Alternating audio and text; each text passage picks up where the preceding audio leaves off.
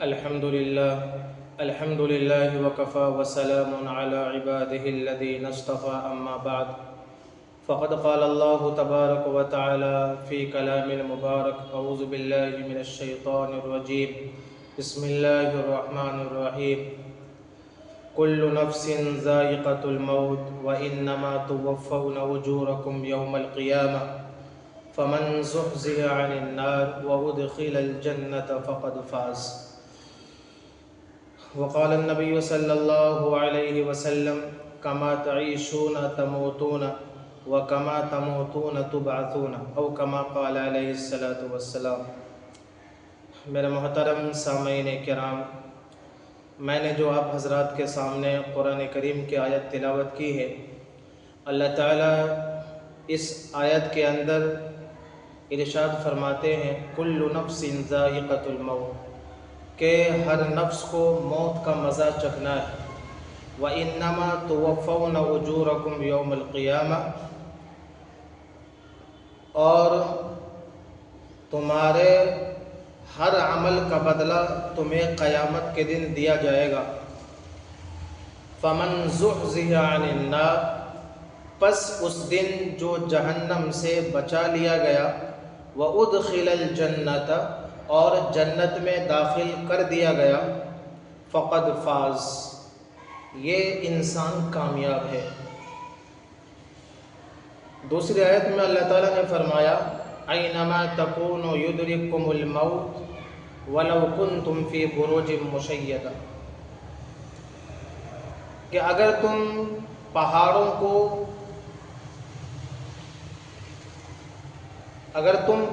کو تراش کر تم اپنا گھر بنا لو، موت کا فرشتہ وہاں پہنچ کر رہے گا۔ تیسری آیت میں اللہ تعالیٰ نے فرمایا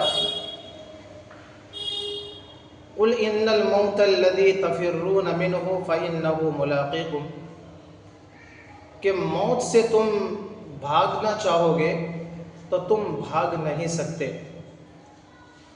احادیث میں اللہ کے نبی نے فرمایا کہ تم زندگی جیسی گزارو گے، موت اسی طرح آئے گی۔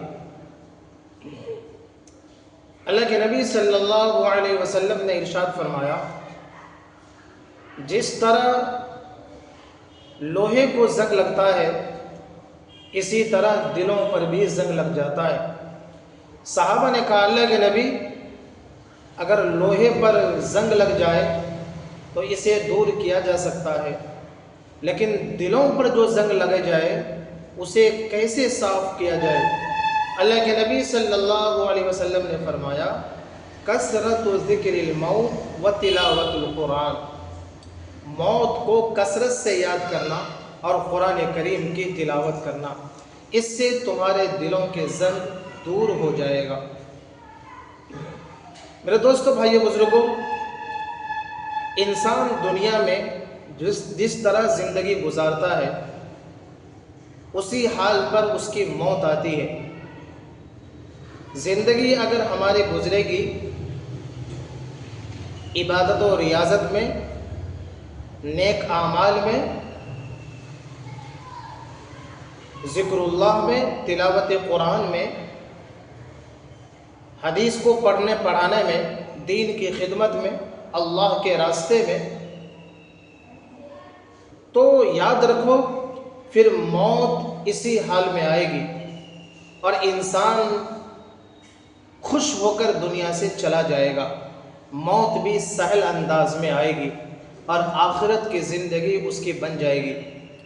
اور اگر ہماری زندگی گزرے گی فسق و فجور میں، گناہوں میں، شراب کے اڈے پر، زنا کے اڈے پر، چوری میں، فراڈ میں، دھوکے میں، گانے سننے میں، گانے بجانے میں، گانا گانے میں، تو پھر موت بھی بڑی دردناک انداز میں آئے گی اور آخرت کی زندگی تباہ ہو جائے گی۔ آج میں آپ حضرات کے سامنے چند واقعات آپ کو سناؤں گا جس سے اندازہ ہو جائے گا کہ نیک اعمال پر زندگی گزارنے والوں کی موت کس طرح آتی ہے اور گناہوں میں زندگی گزارنے والوں کی موت کس انداز میں آتی ہے۔ خواجہ حسن بصری رحمۃ اللہ علیہ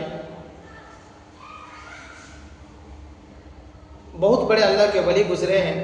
خواجہ حسن بصری رحمۃ اللہ علیہ یہ فرماتے ہیں، میں تجارت کے غرض سے کہیں جا رہا تھا، کسی جگہ میں نے پڑاؤ ڈالا تو پتہ چلا یہاں بادشاہ بھی آئے ہیں، وزراء بھی آئے ہیں اور مملکت کے تمام لوگ یہاں آئے ہیں۔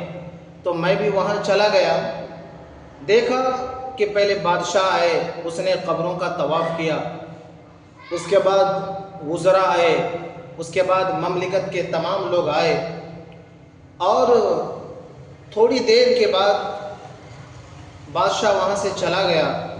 تو ہم نے وہاں کے بیٹھے ہوئے لوگوں سے پوچھا یہ کون ہے اور یہ کیا کہہ رہا ہے اور یہ کیوں آیا تھا؟ اس آدمی نے مجھے کہا اصل میں یہ اس وقت کا بادشاہ ہے، بادشاہ وقت ہے اور اس کی حکومت ہے، اور اس قبر میں جس کو دفن کیا گیا ہے یہ بادشاہ کا بیٹا ہے۔ بادشاہ نے اپنے بیٹے کو دیکھنے کے واسطے آیا، قبروں کا طواف کیا، چکر لگایا اور ایک ہی بات کہہ رہا تھا، بیٹا اگر زندگی حکومت میں ہوتی تو تیرے باپ کی حکومت ہے، تیرا باپ تجھے مرنے نہیں دیتا۔ اگر زندگی وزراء کے ہاتھ میں ہوتی تو یہ سارے وزیر بیٹھے ہیں، کوئی تجھے مرنے نہیں دیتا۔ اور اگر زندگی مال کے اندر ہوتی، اس وقت تیرے باپ سے زیادہ مال کسی کے پاس نہیں ہے، تیرا باپ تجھے مرنے نہیں دیتا۔ لیکن بیٹا کیا کروں، زندگی اور موت کا فیصلہ اللہ کرتا ہے، اس میں ہمارا کوئی دخل نہیں۔ حسن بصری رحمۃ اللہ علیہ فرماتے ہیں، میری تو آخرت کی زندگی یاد آ گئی، اور میری آخرت کی زندگی اتنی یاد آئی کہ میں دنیا کو بھول گیا، بس آخرت کا مگن ہمارے دلوں کے اندر سوار ہو گیا۔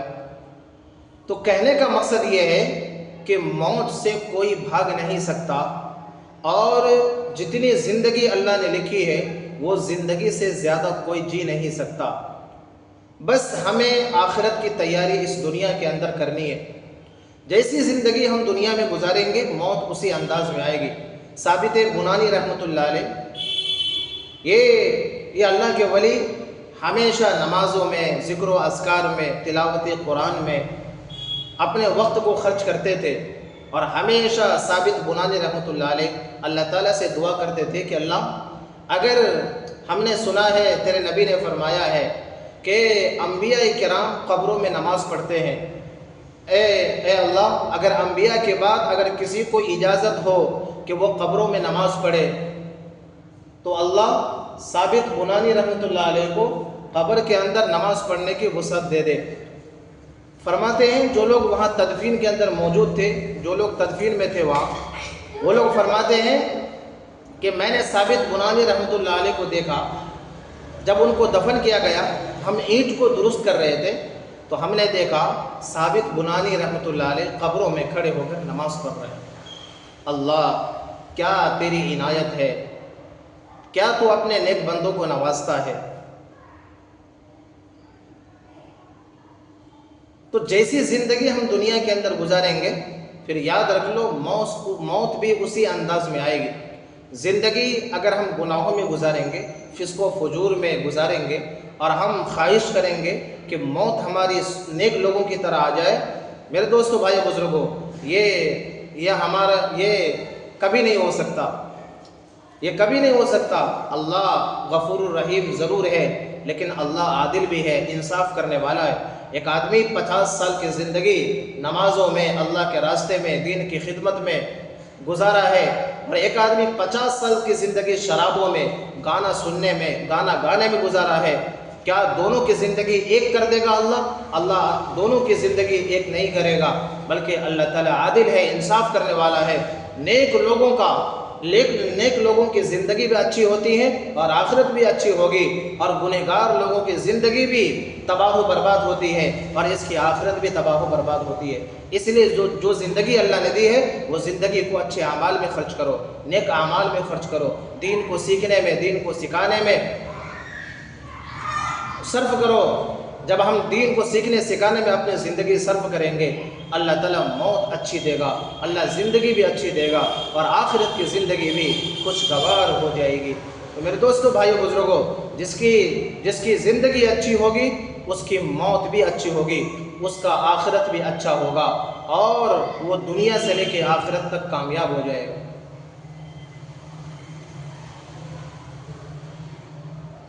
حضرت ابو زرع رازی رحمۃ اللہ علیہ، ابو زرع رازی رحمۃ اللہ علیہ بہت بڑے محدث گزرے ہیں۔ ابو زرع رازی رحمۃ اللہ علیہ، ان کے پاس جو ان کے شاگرد تھے، جب وہ استاد کے پاس، ابو زرع رازی رحمۃ اللہ علیہ کے پاس سے جب وہ حدیث پڑھ کر واپس جا رہے تھے تو کافی دیر ہو گئی۔ جب گھر گئے تو بیوی نے کہا کہاں تھے، اتنی دیر سے آئے؟ کہا استاد نے حدیث پڑھانے میں دیر کر دی، اس لیے تھوڑی سی تاخیر ہو گئی۔ بیوی نے کہا، غصے میں ہو کر کہا، تجھے بھی کچھ نہیں آتا، تیرے استاد کو کچھ نہیں آتا؟ اس نے غصہ میں کہہ دیا کہ اگر میرے استاد کو 1,00,000 حدیثیں یاد نہ ہو تو تجھ کو 3 طرح تھا۔ میرے دوستو، بھائیو، بزرگوں، اب وہ شاگردوں نے تو کہہ دیا، بعد میں پچھتاوا ہوا کہ ہم نے اپنے بیوی سے تو کہہ دیا، پتہ نہیں میرے استاد کو اتنی حدیث یاد بھی ہے کہ نہیں ہے۔ استاد کے پاس آئے، مسئلہ سنایا۔ استاد نے کہا، بیٹے فکر مت کرو، بیوی کو اپنے پاس رکھو، طلاق نہیں ہوئی، اس لیے کہ 1,00,000 حدیث تیرے استاد کو ایسے یاد ہے جس طرح تجھے قل هو اللہ احد یاد ہے، جس طرح تجھے سورہ اخلاص یاد ہے، اسی طرح تیرے استاد کو 1,00,000 حدیثیں یاد ہیں۔ ابو زرع رازی رحمۃ اللہ علیہ زندگی گزاری تھی حدیث کو پڑھنے میں، حدیث کو پڑھانے میں۔ جب زندگی گزارا تھا تو موت اس حال میں آیا، جب ان کی وفات کا وقت آیا، شاگردوں نے آپس میں کہا کہ ہم استاد کے پاس کلمہ پڑھیں گے تاکہ استاد کو یاد آ جائے۔ لوگوں نے کہا ہم کیسے کہیں گے، ارے زندگی بھر تو انہوں نے مجھے حدیثیں پڑھائی ہے، ہمیں کلمہ سکھایا ہے، ہم ان کو کیسے کہیں گے؟ شاگردوں نے مشورہ کیا، ہم ان کے پاس حدیث پڑھیں گے، سند پڑھیں گے۔ سند کہتے ہیں جس کے ذریعے سے حدیث، کہتے ہیں راویوں کو، جس کے ذریعے سے حدیث ہم تک پہنچتی ہے، جو حدیث کے لانے والے ہیں۔ راویوں نے، ان لوگوں نے مشورہ کیا کہ ہم حدیث کو سند کے ساتھ پڑھیں گے۔ شاگردوں نے اپنے اپنے اعتبار سے سند پڑھی، تو ابو زرع رازی رحمۃ اللہ علیہ نے موت کے وقت میں بالکل سند کے ساتھ حدیث پڑھی۔ ان معاذ بن جبل رضی اللہ عنہ قال قال رسول اللہ صلی اللہ علیہ وسلم من کان آخر کلامہ لا الہ الا اللہ دخلت الجنہ۔ جب جنت پر پہنچے تو اللہ کو پیارے ہو گئے۔ زندگی گزری تھی حدیث کو پڑھنے پڑھانے میں، تو موت کیسے آئی؟ کلمہ پڑھ کر موت نہیں آئی، بلکہ حدیث کو سند کے ساتھ پڑھ کر دنیا سے رخصت ہوئی۔ نیک لوگوں کی زندگی جب اچھی تھی، موت بھی اللہ اچھی دیا، آخرت بھی اللہ اچھا کیا۔ شرط یہ ہے کہ ہماری زندگی اچھی ہو جائے، ہماری زندگی میں دین آ جائے، ہم اللہ کی مان کر جینے والے بن جائے۔ اللہ تعالی عمل کرنے کی توفیق عطا فرمائے۔ وآخر دعوانا الحمدللہ۔